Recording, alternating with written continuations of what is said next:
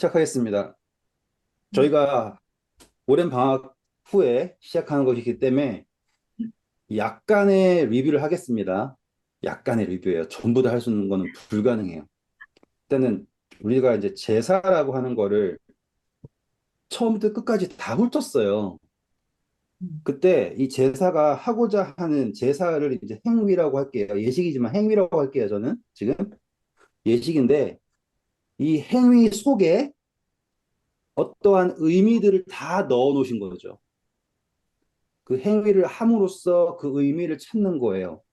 그래서 번제라고 하면 이렇게 드려야지 되고 화목제라고 하면 이렇게 드려야지 되고 이런 식으로 우리가 다 공부했잖아요. 그래서 화목제를 드리는데 그냥 드리는 게 아니라 매일 드리는 번제 위에다가 태워라 이런 식으로. 그러니까 지금 뭔가를 태우는 게 목적이 아니라 그 화목함이 어떻게 주어지는가라고 하는 의미를 우리가 발견할 수 있게 하는 게 이 제사법에서 배운 거예요. 음, 그래서 제사의 종류를 다 하고, 그리고 여기에서 제사를 하면서 중요한 게 뭐였냐면 하나됨이었어요. 일치라고 했죠, 제가. 그래서 그 피를 바르는 행위, 그리고 제사장이 먹는 것, 음, 그게 일치였잖아요. 그래서 성소 안으로 피가 들어가면은 아니지만 성소 안에 들어가지 않으면 성소를 대신하여서 제사장이 그것을 먹어야지 돼요. 이런 식으로 하나 되는 것이 중요합니다라고 하면서 성소와 제사장을 일치시켰어요. 그런데 우리가 그 전에 번제라든지 할 때 온 회중이 범죄해도 소, 제사장이 범죄해도 소였잖아요. 그를 통해서 우리가 성소와 제사장, 백성, 그래서 백성하고 제사장도 동일하지만 음, 동시에 성소와 제사장도 동일합니다라고 하는 거를 항상 염두하면서 봐야지 되는 거예요. 그래서 하나님 앞으로 제사장이 나아갈 때는 백성을 대표해서 나아가는 것이고 백성에게 제사장이 나아갈 때는 하나님의 임재를 대신하여서 나아가는 것이고 라고 하는 그것이 이렇게 왔다 갔다 하는 것인데 이제 이거는 새롭지만은 복습이에요. 이 제사장은 항상 예물을 그리고 여기다 피 적을게요. 예물 그리고 피라고 하는 그것으로 이 관계에서 왔다 갔다 하는 거예요. 제사장이 자 찬미가 몇 장 부르겠습니다. 이런 걸로 중지하는 게 아니라 성소론에서 등장하는 제사장은 예물, 다시 말하면 이 피를 가지고서 이 둘 사이를 조율을 하는 거예요. 그래서 하나님의 입장에서 백성들에게 갈 때도 제사장, 백성의 입장에서 하나님에게도 나아갈 때도 제사장, 그런데 그 중재의 예물, 여기에서 우리는 이제 예수 그리스도겠죠? 세상 죄를 지고 가는 하나님의 어린 양, 화목 제물, 예수 그리스도 이런 식으로 그 예수 그리스도가 매개가 되어서 이 관계가 되는 거예요, 이렇게. 그래서 우리가 출애굽기를 공부를 안 했지만 다 성소를 공부했잖아요, 성소를. 그래서 출애굽기의 마지막에 어떻게 끝났냐면 성소가 하나님께서 모세에게 말씀하신 대로 되었다라는 것을 강조했죠. 그래서 굳이 성소를 어떻게 지어라라는 걸 말씀하신 거가 있는데도 불구하고 똑같은 거를 후반부에 한 번 더 했어요. 하나님께서 빛이 있어야 하심에 빛이 있었고 라고 하는 정도로 성소가 하나님께서 말씀하신 그대로 지어졌습니다를 강조하는 것이 바로 출애굽기의 마지막이었어요. 그리고 성소가 완성되었을 때 완성되었다라는 것의 확인이 뭐였냐면 하나님의 영이 임했다라는 것으로 이제 성소가 그냥 텐트가 아니라 하나님의 장막이다라는 것이 인침받았어요. 됐죠? 네. 똑같이 우리가 제사장 위임식을 공부했잖아요. 음, 제사장 위임식에서 같은 단어가 나와야지 되는 거예요. 음, 그래서 성소에 들어가는 재료들, 금, 자색, 홍색 그런 것들이 제사장 옷과 완전히 똑같았고, 그리고 제사장 역시 뭘 받았어야 됐습니까? 제사장 기름 부음. 그쵸? 지금 순식간에 지난 시간까지 온 거예요. 그리고 이제 기름 부음을 할 때 제가 헷갈리실 수도 있었지만 정확하게 말씀드린 게 이 기름은 그냥 기름이 아니라고 했어요. 예비된 기름이에요. 완전히 구별되었어요. 그런데 이 기름이 아론에게 부어졌어요. 이거 중요해요. 발라진다랑 붓는다랑 어떤 개념이 다르냐면, 또는 쏟는다, 붓는다, 이 개념이 어떻게 다르냐면, 여기에 있는 것을 찍어서 바른다라고 하는 거랑요. 아시겠어요? 여기 있는 거를 찍어서 바른다라는 거는 여기 있는 것이랑 여기 있는 것이랑 같은 겁니다라고 하는 거를 하는 행위예요. 아셨죠? 여기 있는 거랑 저기 있는 거랑 같은 겁니다라고 하는 행위예요. 됐죠? 자, 우리 계시록에 잠깐 이렇게 말로 할게요. 계시록 보시면 향로를 마지막에 쏟아버려요. 그쵸? 향로를 쏟아버려요. 그 전까지는 이것을 가지고 있어요. 가지고 있어야 할 이유가 있어요. 그런데 이제는 그 중보가 다 끝나고 더 이상 이것을 가져야 할 이유가 없네요. 그럼 어떻게 해요? 쏟아버렸죠. 자, 제사에서도 피가 있었어요. 바르고 다 했죠. 남은 거는 어떻게 됐어요? 쏟았죠. 우리가 그때 공부했잖아요. 일치가 되지 않은 모든 것은 다 태우든지 쏟든지 한다고 했잖아요. 그 개념에서 이 붓는다라고 하는 것은 뭘 말하냐면 이것이 이제 완전하게 부어졌다라는 거예요. 남겨진 게 아니라 완전하게 부어졌다라는 거예요. 이해하실 수 있겠습니까? 그냥 이렇게 했다라는 게 아니라 조금 부었다 말다 정도가 아니라 지금 이 장면의 강조점은 완전하게 부었다라는 개념이 바른다와 다른 느낌인 거예요. 그래서 제사장을 기름 부을 때 쓰는 기름은 계속 준비할 수 있어요. 그런데 아론의 아들들이 기름 부음 받는 것은 아론의 아들들이 따로 택함을 받아서 기름 부음 받은 것이 아니라 아론이 기름 부음 받았으므로 그의 자식들이 기름 부음 받을 자격이 생긴 거잖아요. 그러면 그 아론에게 주는 기름 부음은 온전한 기름 부음이어야지 된단 말이에요. 그래서 강조점이 아론에게 기름을 발랐다 정도가 아니라 부었다까지 표현이 되는 거예요. 여기까지 따라오실 수 있죠? 네. 그럼 여기에서 이제 조금만 더 이제 진도를 나가는 거예요. 그래서 이 기름 부음 받음으로써 아론과 아들들이 이제 준비가 되는 거잖아요. 옷도 입혀졌고, 기억나시죠? 수동태였어요, 다. 직접 입는 게 아니고 입혀지는 거예요, 다. 기름 부음도 받는 것이고, 음식도 그 안에서 주는 거 먹는 거예요. 그 안에서 음식을 줄 수 있는 사람은 모세밖에 없었죠. 그렇죠? 그래서 모세의 것을 먹는다라는 것까지 했어요. 우리가 예수 그리스도의 것으로 성소 안에서 먹습니다. 그걸로 삽니다. 그 안에서 있어야 됩니다까지 했어요. 이제 순식간에 따라잡았습니다. 볼게요. 이제 돌아오셔서 레위기 8장입니다. 36절 읽어주세요. 아론과 그의 아들들이 여호와께서 모세를 통하여 명령하신 모든 일을 준행하니라. 네, 자 이제 그 이루어졌다라는 게 나왔죠. 어떻게 준비해라? 이렇게 준비되었습니다. 그리고 어떻게 준비해라라고 명령한 거는 어디 나왔어요? 적어두셔야 돼요. 출애굽 29장에 나왔죠. 출애굽 29장에 나와 있는 것이 그대로 반복된 것이 레위기서 8장입니다. 이제 우리 9장으로 다시 들어갈 거예요. 자, 9장 1절 보시면 단어가 딱 시작한 단어가 뭐예요? 여덟째. 네, 이게 엄청 중요한 거예요. 여덟째 날, 8일. 잘 보세요. 8일이라고 하는 게 성경에 중요하게 등장하죠? 8일이 언제 들어갔어요? 할례에도 나오죠? 음, 그죠? 그런데 이 8일이라고 하는 게 이제 새롭게 되는 거잖아요, 다. 근데 잘 보세요. 지금 이 8일째 되길 동안 제사장들은 어디에 있었어야 돼요? 일주일 동안, 7일 동안 성막 안에. 장막 안에 있어야 되죠. 이해되셨어요? 네. 성막 아니지만 사실상 장막 아니에요.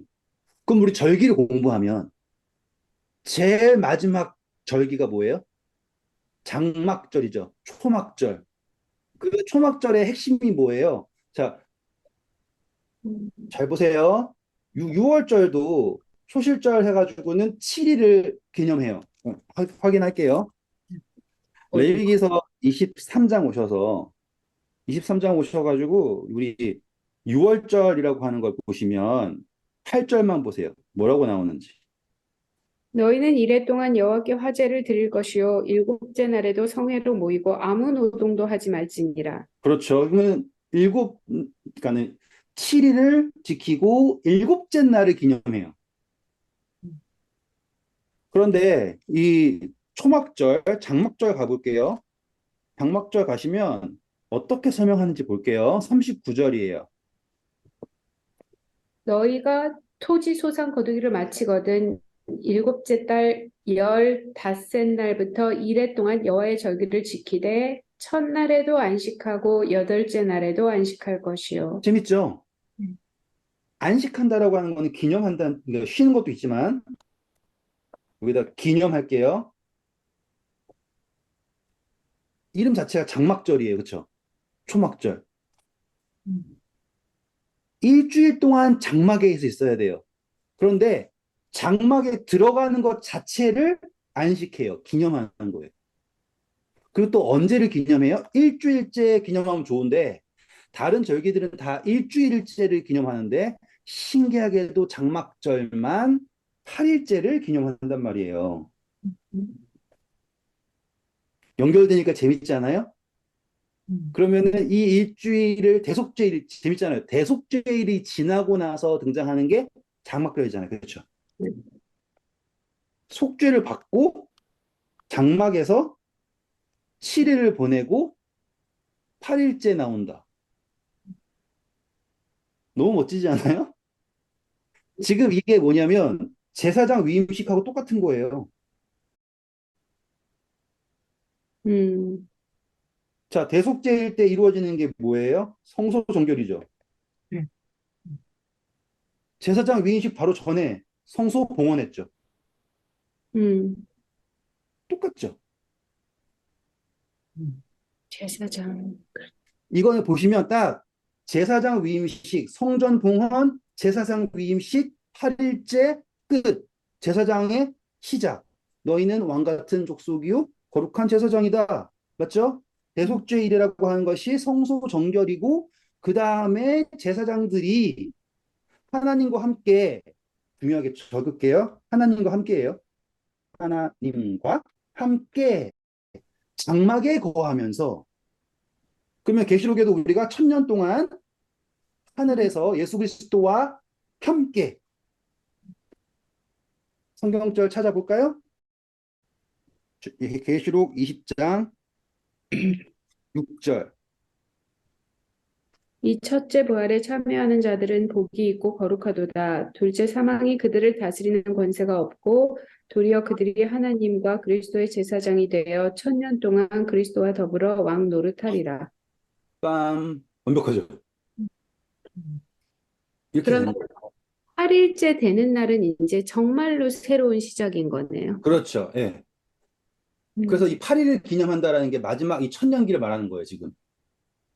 그래서 장막절은 장막절은 몰라요. 나도 그냥 누군가가 아니라 그러면 할 말 없어요. 장막절은 첫날 기념하고 8일날 기념한다고요. 네. 이거는 저는 뭐라고 생각해요? 장막절 자체가 이 지구의 역사 생각하시면 되는 거예요. 장막절이 청년기라 하시면 말고요. 음, 음, 이해하시겠어요? 장막절을 이 천년계 생각하시면 안 되고 장막절이라고 하는 이 개념 자체를 하나님과 인류가 함께 해온 역사라고 생각하시면 7천년 역사 그리고 이 8천년이라고 하는 8일째라고 하는 개념이 맞아떨어질 수가 있어요. 그 기념하는 것이 택함 받아가지고 창조되었을 때랑 완벽하게 제사장이 되었을 때 이렇게 매칭이 될 수 있는 거예요. 뭐 아니라고 하시면 할 말은 없어요. 제가 이렇게 왜 계속 아니라고 하면 할 말이 없다라는 걸 계속 얘기하는 이유가 있어요. 이게 어떤 식으로 성경을 보느냐에 따라서 완전히 달라지는데 이미 맞춰져 버린 상태에서 들으시면은 제가 이야기하는 건 완전히 틀린 걸 수밖에 없고요. 음, 그런데 만약에 성경을 진짜로 아예 모르는 상태에서 들으시면 음, 제 거가 좋다라는 게 아니라 이 이야기가 숫자적으로도 일부러 8이라는 걸 강조하잖아요. 음, 장막절에서도 굳이 8이라는 거를 강조한단 말이에요. 음, 그리고 장막에서 거하라 일주일 동안 그랬죠? 제사장 위임식 할 때도 너네는 일주일 동안 무조건 여기 있어야 된다. 나가면은 끝나는 거다. 너가 택함 받았고 기름 부음 받았고 다 의미가 없는 거죠. 맞죠? 그러니까 이렇게 평행을 이룬다고요. 음, 그래서 제사상 위임식을 끝내고 나서 이 우리가 이제 오늘 다시 또 더 자세하게 볼 9장 여기에서 이제 아론이 직무를 시작하면서 제사를 드리기 시작하잖아요. 우리도 지금은 하나님의 제사장으로서 완벽한 역할을 할 수가 없어요. 해봤자 아론하고 아들들이 5명밖에 안 되는 사람들이 그 성소 안에서 뭐 투닥투닥거리고 있어봤자 그들이 섬기는 그 섬김이 온 하나님 백성들에게 어떠한 빛이 될 수는 없어요. 거기 안에 있으니까. 우리 역시도 지금 이 지구라고 하는 곳에서 인간끼리 물고 뜯고 이러고만 있지. 우리가 뭐 어떤 봉사할 수 있다? 감도 안 잡히잖아요. 그런데 이 8일이라고 하는 때, 그때 기념하게 되면 어떻게 되냐? 자, 9장입니다. 9장 보시면 1절 보세요. 8일째에 모세가 어떻게 하는지 보세요. 읽어보세요. 여덟째 날에 모세가 아론과 그의 아들들과 이스라엘 장로들을 불러다가 네, 아론 자, 이제 드디어 8째 날에 불러요. 부를 때, 그 전에 위임식 할 때도 불렀었잖아요? 그런데 보시면 이제 부를 때는 다른 사람으로 만나는 거예요. 그 전에 위임식 하기 전에 바라봤던 아론과 그의 아들들과는 다른 사람이어야지 돼요. 음, 어떻게 다른 사람이 될까요? 라고 하는 걸 이제 하나님이 설명하시겠죠. 2절부터 읽어볼까요? 아론에게 이르되 속죄제를 위하여 흠없는 송아지를 가져오고 번제를 위하여 흠없는 수량을 여호와 앞에 가져다 드리고 네, 그러면 나왔죠. 자, 이거는 소 나왔어요. 양 나왔어요. 그럼 이거는 개인의 문제가 아니고 제사장이든지 백성을 위하는 거겠네요. 나왔죠? 그 다음.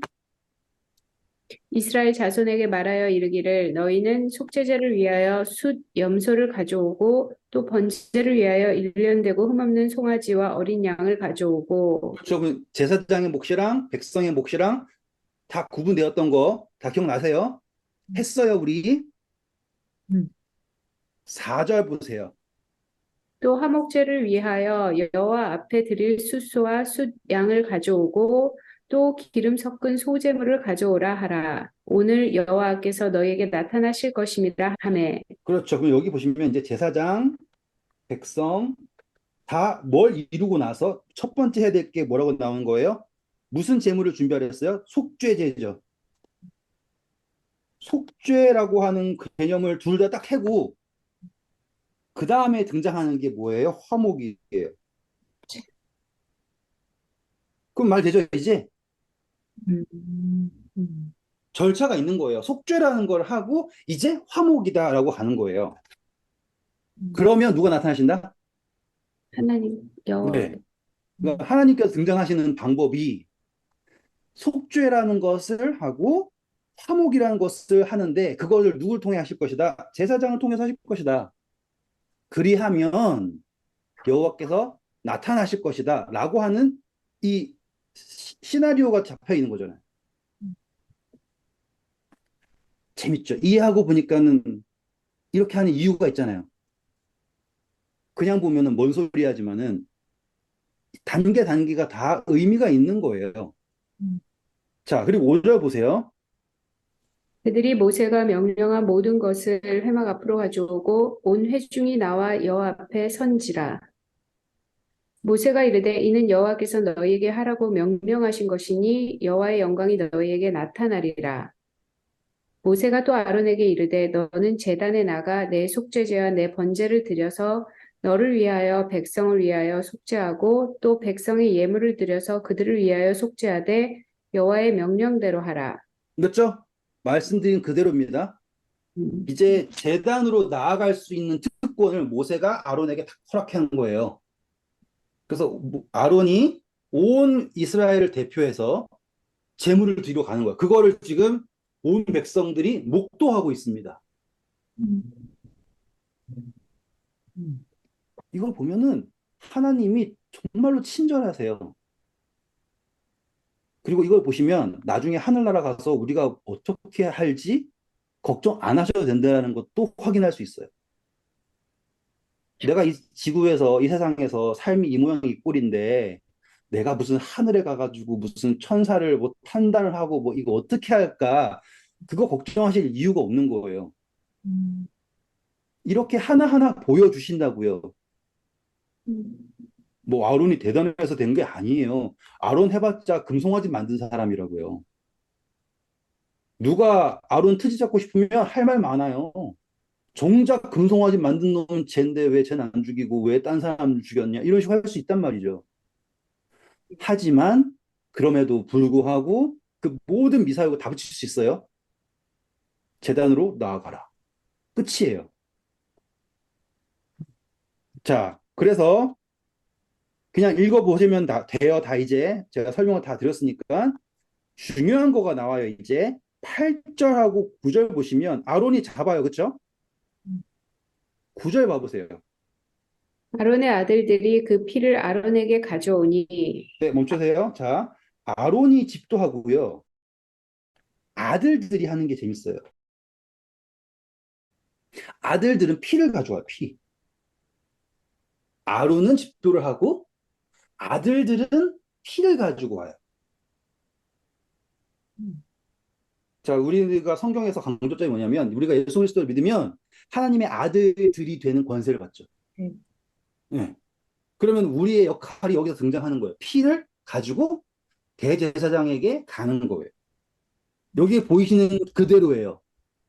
음, 지금 이 첫 제사를 우리가 봐야지 돼요. 우리가 하는 건 뭐예요? 그래서 이 아들들이 가져온다가 반복이 되겠죠. 보세요. 9절에 아들들이 가져오죠. 12절 봐보세요. 누가 아론이 가져와요? 아론의 아들들이 나오죠. 18절 보세요. 똑같죠? 아론의 아들들이 가지고 오죠. 반복되는 거 찾으실 수 있겠죠? 네. 이 첫 번째 제사에서는 집도는 누가 하고요? 아론이 하고 피를 가지고 오는 건 백성이 할 수가 없어요. 그걸 누가 하고 있어요? 아론의 아들들이 하고 있어요. 이 관계를 보셔야지 되는 거예요. 됐죠? 자, 그 다음에 강조점, 다른 건 강조점 10절 읽어주세요. 그 속죄제물의 기름과 콩팥과 깐 커플을 제단 위에서 불사르니 여호와께서 모세에게 명령하심과 같았고 네, 자, 이거예요. 명령하신 대로 되었다. 같은 표현 또 나오겠죠? 21절 보세요. 명령한 것과 같았더라. 모세가 맞죠? 그렇지, 우리 그거 같잖아요. 학원에서 과외 받는 것 같지 않아요? 모의고시 보는 거. 예. 지금 딱 보이시죠? 구조가 이게 이제. 음, 그냥 정신 놓고 읽으면 뭐래, 뭐 했나 보다. 같은 거 반복되는 것 같고 얘도 죽이고 쟤도 죽이고 얘도 잡고 쟤도 잡고 그러는 것 같지만 그게 아니에요. 여기에는 다 구조가 있고 목적이 분명한 그 틀 안에서 다 움직이고 있는 거예요. 그리고 강조한 것은 이것은 하나님께서 명령하신 그대로 되었다. 그게 중요한 거예요. 그래서 성소랑 똑같은 거예요, 지금. 그리고 나서는 자, 하이라이트죠. 22절. 아론이 백성을 향하여 손을 들어 축복함으로 속죄제와 번제와 화목제를 마치고 내려오니라. 이제 아론이 뭘 할 수 있는 자격을 받았냐면 아론이 이 주제가 이제 축복을 할 수 있는 주제가 되는 거예요. 축복은 아, 어린 사람이 할 수 있는 게 아니에요. 그렇죠? 축복을 할 수 있는 자격이 있는 사람이 할 수 있어요. 이때 아론이 금송아지 만든 사람이지만 축복할 수 있는 자리가 된 거예요. 하나님이 세우셨죠. 다시 말씀드리지만 걱정하지 마세요. 하늘나라 가서 내가 어디 구석에서 숨어서 어떻게든 안 죽고 살아볼까 이 생각하지 마시고 우리가 예수님 만나서 구원받는 그 순간부터 예수님께서 우리를 세우실 것이고 그 세움받은 우리는 이 모든 피조물 앞에서 그분의 대리자가 되어서 섬기는 자 된단 말이에요. 그러니까 자신감을 가지시고 하늘에 대한 소망을 가지세요. 이런 걸 안 배우고서 신앙을 하니까 다들 딱 그거밖에 없는 거예요. 수능 보고 뭐 될 줄 알고 있는 사람들처럼 거기에 인생 걸고 있는 그런 사람처럼. 그러니까 어떻게든 하늘나라만 가자. 그런 생각 가지고 신앙을 하면 그다음부터가 없어요. 음, 배운 게 어떻게 하면 하늘나라 갈 수 있는 것만 배웠지. 예수님과 어떻게 동행을 하고 하나님이 나에게 어떠한 뜻을 가지고 계시고 그리고 나를 어떻게 하실 것인지에 대한 줄 아무것도 모르고 신앙을 하면 그러니까 제가 그랬으니까요. 그러니까 제가 뭐 신앙하다가 조금만 죄 지은 것 같으면은 망했다, 이제 끝났다, 내신 망친 것처럼 그렇게 하는 거라고요. 그게 아니에요. 중요한 건 내가 지금 예수 그리스도 안에 있는가, 성소 안에 있는가, 그걸 인지하고 있는 거예요. 그렇게 되면 하나님께서 우리를 세우신다라는 거는 그 누구도 부인할 수 없는 거예요. 음, 자, 그리고 그냥 축복하면 끝날 것 같죠, 그죠? 그런데 이제 하나님께서 다시 한번 백성들 앞에서 멋진 걸 하세요.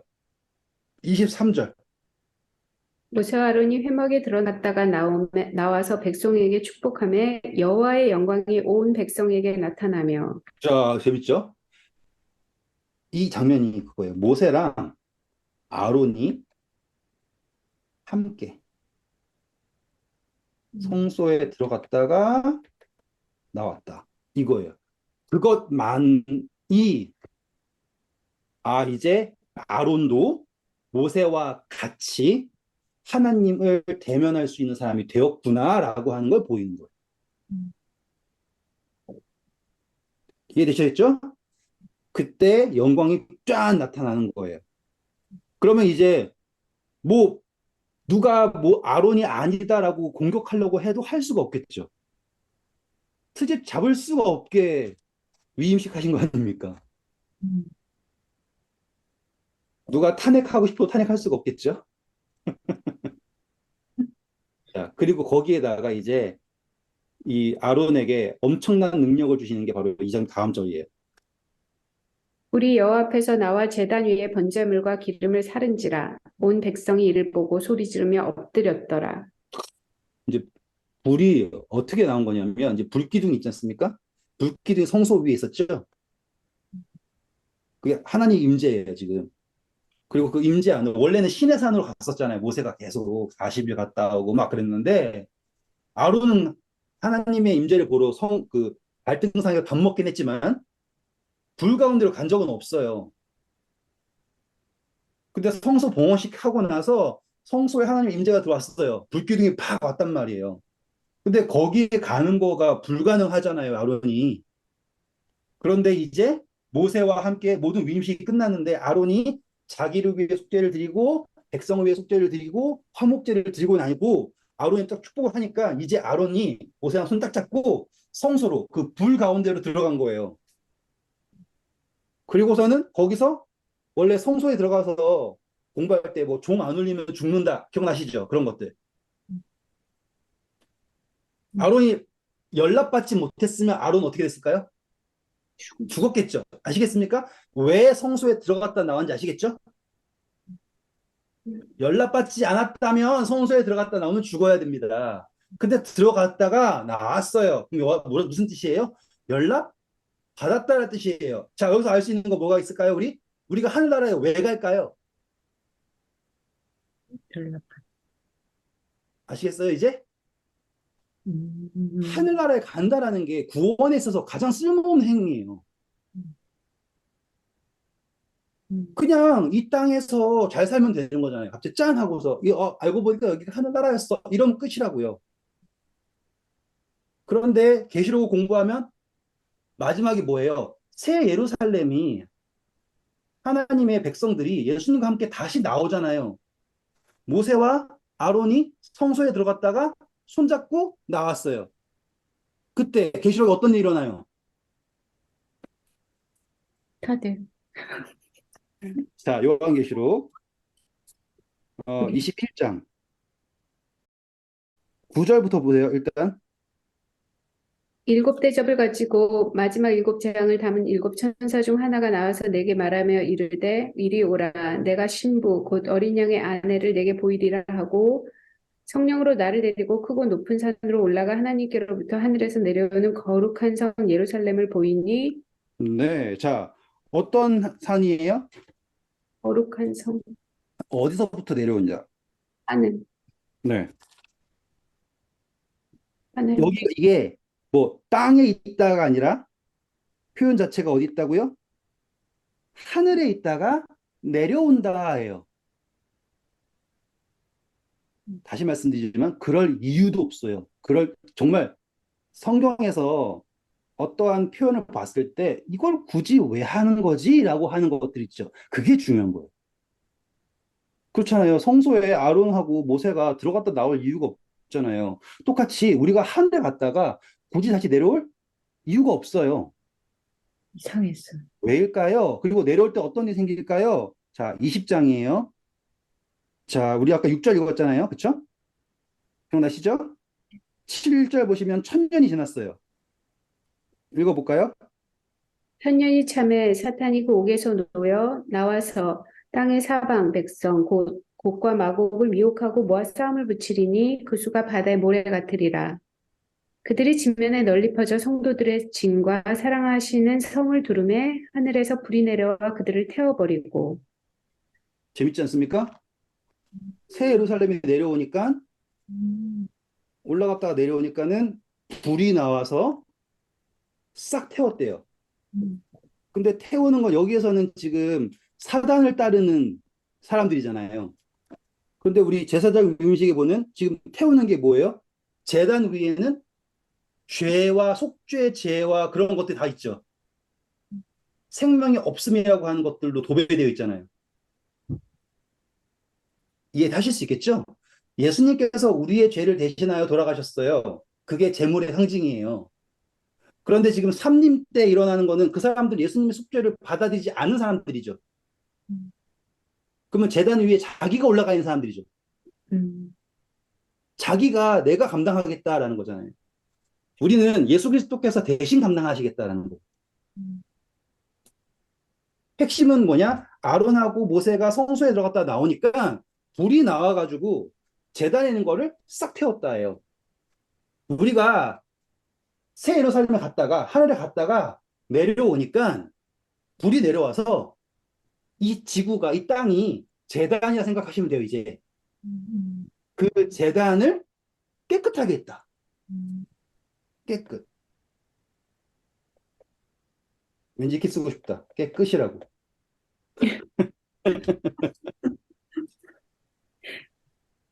음.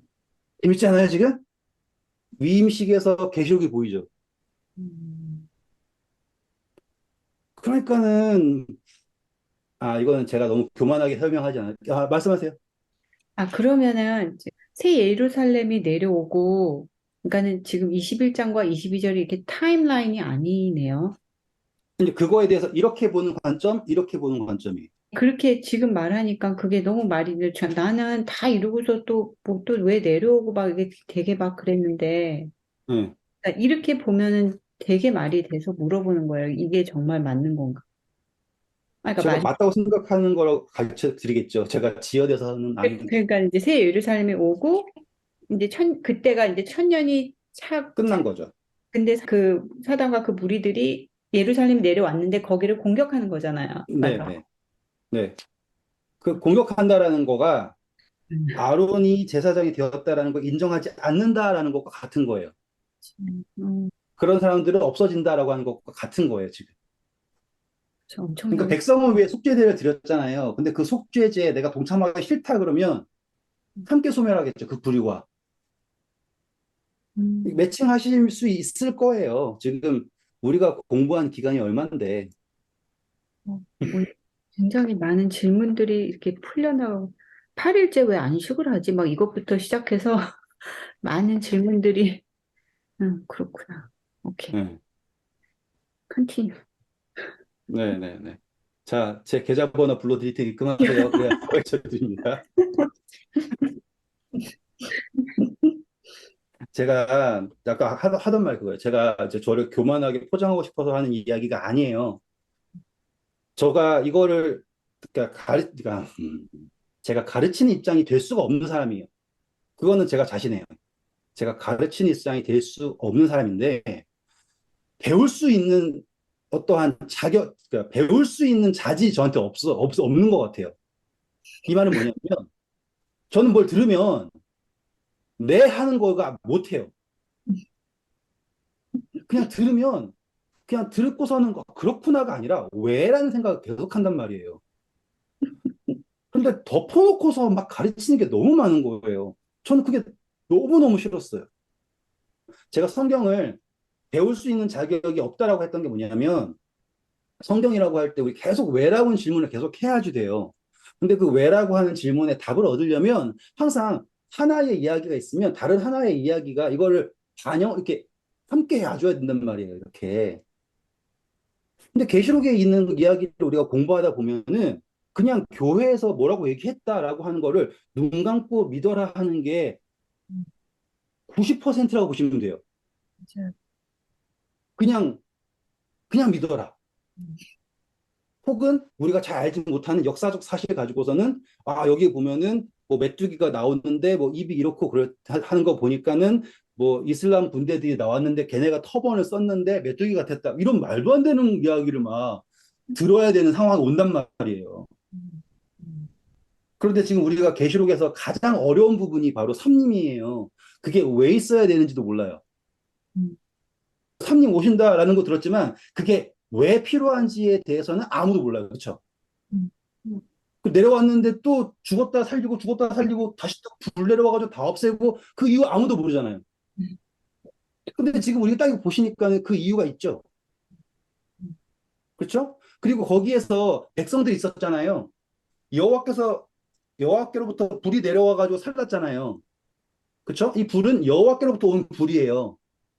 그럼 거기에 속죄제를 드리지 않고 속죄제에 참여하지 않은 사람이 있으면 어떻게 됐을까요? 음. 보세요. 다니엘 세 친구들이 풀무불에 들어갈 때 그 풀무에 집어넣으려고 했던 애들 다 죽었잖아요. 인간이 만든 불인데도. 그러면 여호와께로부터 온 불이 왔으면 거기 있는 회중들이 살아있다라는 것 자체가 뭐 딱 조준 딱 잘해가지고 번제당 해봤자 우리 침대만 한데 퓨 가지고 거기에 푹 태웠다 생각한다라는 것 자체가 웃긴 거예요 지금. 그런 케이스가 하나 있어요. 그게 뭐냐면 엘리야가 예? 그때 재단 바신하고 할 때 그 케이스는요. 우리가 생각할 때는 와 어떻게 불이 내려와가지고는 돌도 태우고 재들도 태우고 불도 핥고 정말 대단한 불이다. 하나님 입장에서는 진짜로 억제하신 거예요. 억제. 그분의 임재를 정말로 최소한으로 보여준 응답이 엘리야의 기도에 응답하신 그 불이에요. 우리는 그 불이 막 엄청나게 대단하다 그러는데 제 묵상에서의 그 불은 야 하나님이 얼마나 더 멋지게 더 어마어마하게 보이실 수 있는데 참으시고 참으시고 그만큼 보내가지고 네. 음.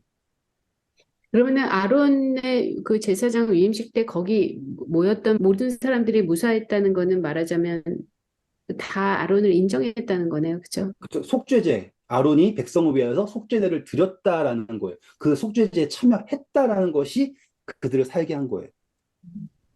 그 출애굽 공부하면 그렇게 했잖아요. 하나님 인제 보고 나서 백성들이 무서워서 우리한테 다시는 나타나지 말아달라고. 모세가 당신이 가서 듣고 우리한테 얘기해 우리가 듣겠다고. 누가 하나님 임재를 보고 살겠냐고 그랬단 말이에요. 근데 지금 이거는 성소라고 하는 온 백성 회중의 가운데에서 임재하시고 불이 내려왔어요. 이건 보통 게 아니에요. 근데 거기서 살았잖아요. 왜 살았냐고요? 그 아론이 드린 제사에 참여했기 때문에 살아난 거예요. 그 아론이 드린 제사에 참여하지 않겠다고 하면 정말로 깨끗이 아니라 깨끗이에요. 소멸하는 거예요. 음. 관계가 정립되시고 이 솔직히 생각해 보세요. 우리가 레위기서 9장 읽으면서 계시록을 상상해 본 적이 있겠어요? 성경의 이해가 계시록 레위기서 9장에 성경 전체를 담고 있는 이해가 있다라는 거를 상상이나 할 수 있었겠냐고요. 자랑이 아니에요.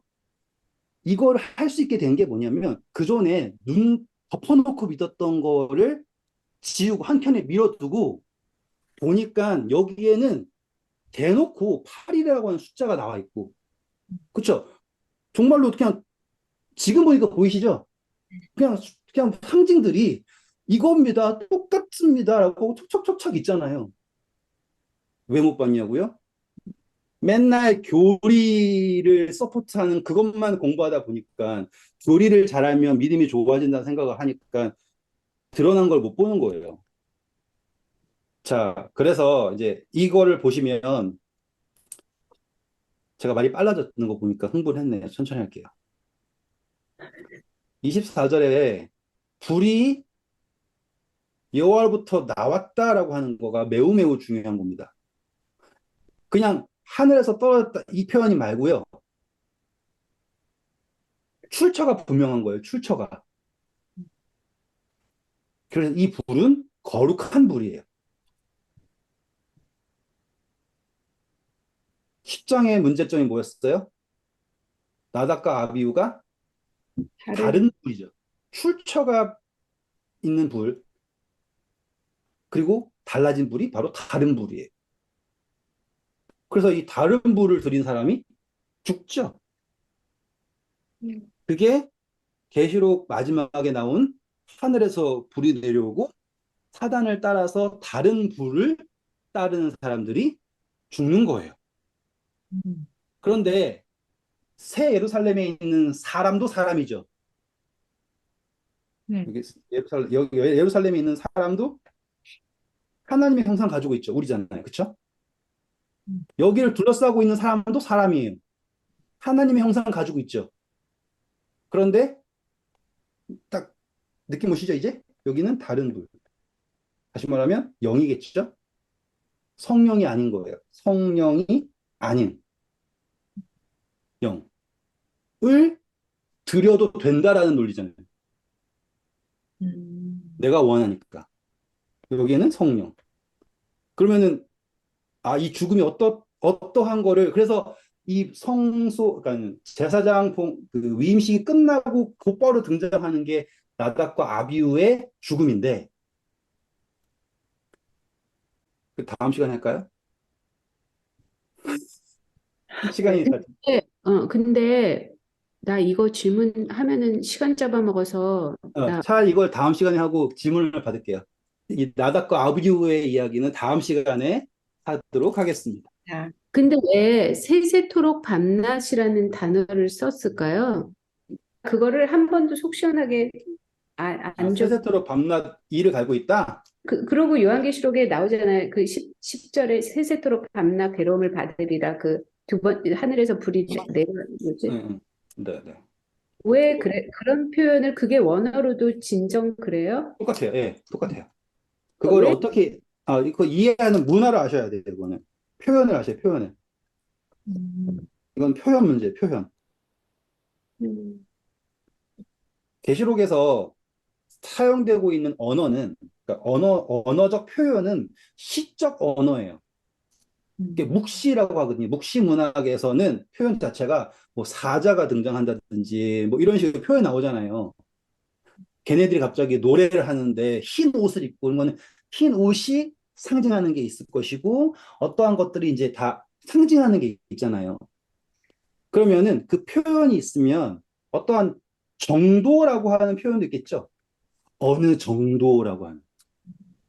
뭐 조금 아프다, 많이 아프다 이거에 대해서 우리는 표현할 때 전갈이 쏘는 것처럼 아프다라고 하는 게 등장하겠죠.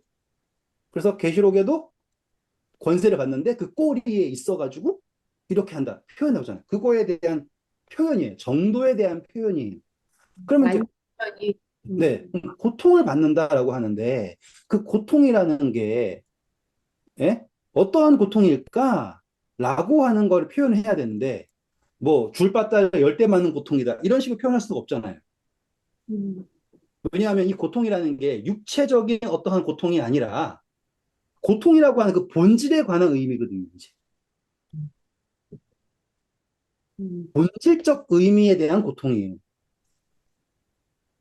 사람마다 다 달라요. 어떤 사람은 뭐 이렇게 간지럽히는 거가 괜찮을 수 있는데 어떤 사람한테는 이게 엄청난 고통일 수가 있어요. 그러니까 상대적인 의미의 고통이잖아요, 그거는. 그런데 지금 심판의 관점에 있어서의 고통은 혹은 심판에 관한 그 심판은 절대적인 그 본질적 의미를 설명을 해야 돼요. 그랬을 때 그 정도의 최상이 뭐냐면 세세토록이라고 하는 거예요. 그 고통이 어떨 때는 올라갔다가 어떨 때는 내려갔다 이게 아니라 뭐 요때는 최고 좋았다 이런 식으로 되는 고통이 아니라 그 고통은 처음부터 끝까지 영원하다라고 하는 표현이 나오는 것이 바로 본질적인 의미의 정도를 표현하는 거가 그런 표현들인 거예요.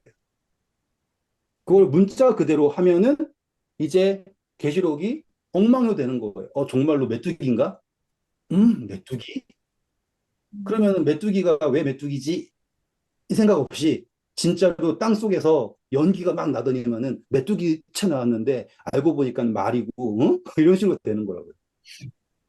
그러니까 묵시문학을 어떻게 읽느냐라는 거지 그걸 가지고서는 보세요 여기 지옥 있죠라고 하면은 또 그것도 산으로 가는 거예요. 음. 감사합니다.